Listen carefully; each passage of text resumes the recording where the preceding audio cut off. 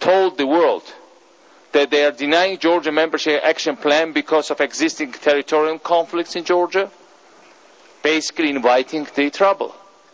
And I told the world, this is the worst thing one could say to the Russians, that there will be no NATO until there is conflicts, and more there are conflicts, less there will be of the NATO.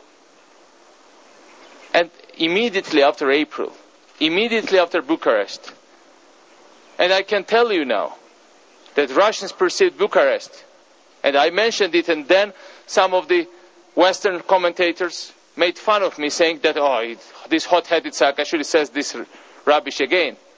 I told them Russia perceives it as New Munich. Bucharest was perceived by them as New Munich. And what happened was that immediately they started to build up the infrastructure in Abkhazia. Immediately they started to bring in railway troops, to build railway in depopulated, ethnically cleansed areas of Abkhazia, cynically claiming that they are doing this for humanitarian purposes. And I shouted to the world, this is to bring in tanks. They built tank bases all over Abkhazia and in South Ossetia in place of Java, without bringing in tanks yet. We told the world, this is about starting an invasion. They started to bring in lots of military specialists, reconnaissance. They brought in paratroopers. Again, we screamed to the world, stop it. And there were some statements from Washington, but I have to tell you that for most of the European countries, with some remarkable exceptions, there was pretty muted and quiet reaction to all that. And Russians were carefully watching this reaction. They were doing step by step. First some infrastructure, then some additional troops, then some legal acts, then again infrastructure, again some intrusion, and watching carefully what Europeans have to say. Watching carefully what would be the counter-reaction of the international community. And it really did not follow. And, Madam Secretary, as we were standing here last time, a few weeks ago, there was intrusion of Russian planes into Georgian airspace, just exactly in the lines of South Ossetia. And you remember as well as I do, that then we downplayed it. I downplayed it myself. I said, well, they are here just to salute Secretary Rice. And normally in the past, Russians would deny that. But that time they said, yes, this is us. We flew there, implying that there was intent to bomb against Georgians. And again they watched the European reactions. No European country said anything about it. So, who invited the trouble here? Who invited this arrogance here? Who invited these innocent deaths here? Who is not only those people who perpetrate them are responsible, but also those people who failed to stop that. And who is trying now to look for every excuse, saying, Georgians might have started it. Excuse me. 1,200 tanks came into Georgia within few hours.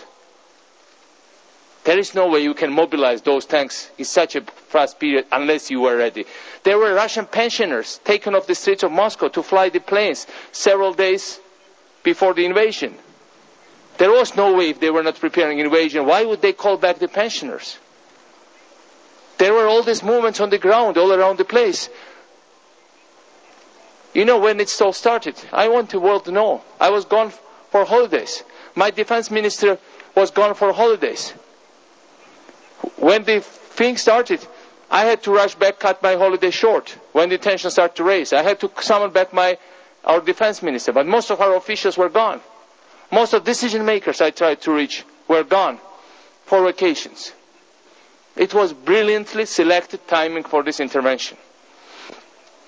And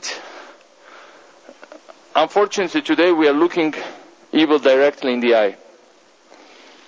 And today this evil is very strong, very nasty, and very dangerous for everybody, not only for us.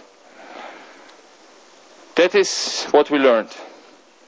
But together this can be and will be only the first chapter.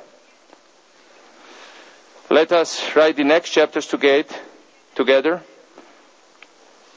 and write this historic new chapter of the world for the world. We will rebuild. We want them out. I want the world to know Never ever will Georgia reconcile with occupation of even 1 square kilometer of its sovereign territory. Never ever. There is a strong force led by former KGB warriors.